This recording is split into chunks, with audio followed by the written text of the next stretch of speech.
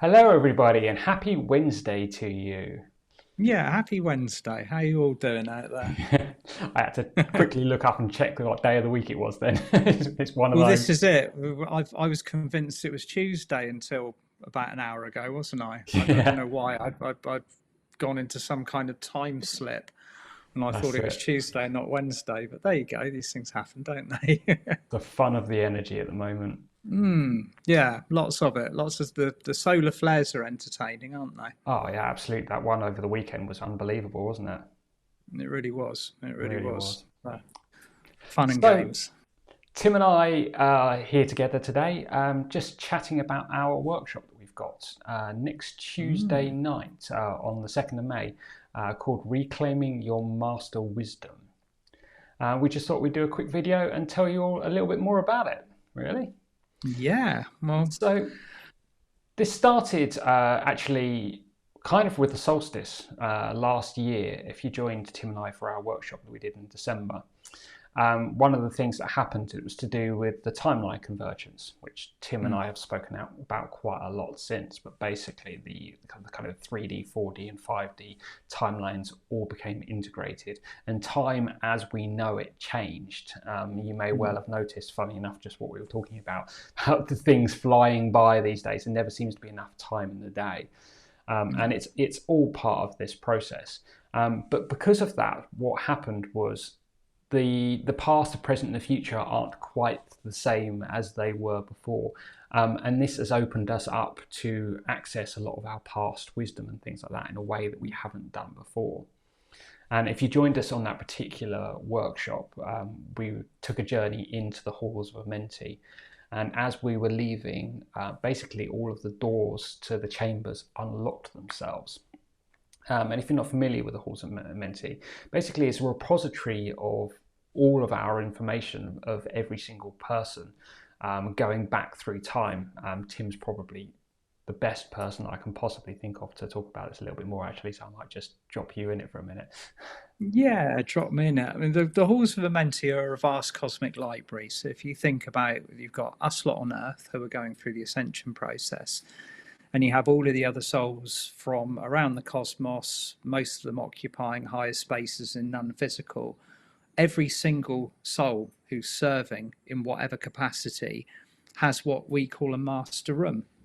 Now, this master room is an archive, or I like the word you use, repository, where all of the information that they have gathered, each of us as individuals and as soul collective groups and monads and oversouls, all have this incredible, all of our findings, all of our knowledge, our wisdom, our sacred heritage stored in these archives. Now, with the process that we're going through at the moment, we're going through a process of remembering, reawakening.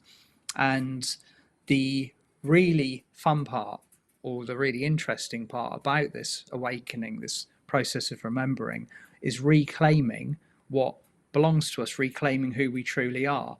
So, access to the information stored within the halls of Amenti is done on a vibrational setting. So, once you hit a frequency within your personal development, you can then access what has been placed away by you for that particular moment in your journey. Now, we've reached a significant step forwards on our pathway, and we're sailing closer and closer to the solstice already. We're already Mm. thinking about this. We're already in that window. We're already in the energies. We're also in this incredible field of eclipse energy. And what better a time to be reaching in and grabbing what we can. That's it. That's it. So, in this workshop, Tim and I will be leading you back into the halls of Amenti to open up some of these doors and start reclaiming our wisdom to us. In truth, there is an unbelievable amount of information that's stored within there. We will start the process, but it's going to be one of those things you can repeat as often as you want. Each Yeah. time you go back, you will retrieve something else. But actually, as Tim and I have been chatting this morning about this, we've kind of some other information has come through to us, something else that we would like to add into this workshop. And that really is an opportunity to take control of our own life paths by creating a new contract. Now, as many of you will know, we have a number of contracts in place that basically define what it is that we're going to do within our lifetime. And these can last for any amount of time. It could be just something that you do for a few months, it could be a number of years, or it could be your entire lifetime. And when we sign these contracts, the universe delivers people, situations into our path in order to help us fulfill our contract. So say, for instance, you're on a healing path. This is one that many of us face. You are ultimately planned to go out and be healing and working with people. Unfortunately, the flip side of that is that we experience an awful lot of ourselves, so that we can learn from this, so that we can better help people down the line. And it's that contract, that agreement that we have in place to fulfill that role, which kind of defines that and causes all of these circumstances to come about to help us to fulfill it. And we have lots of these contracts. And they run out at a time, and we dispose of the contract and end those old patterns and move forward.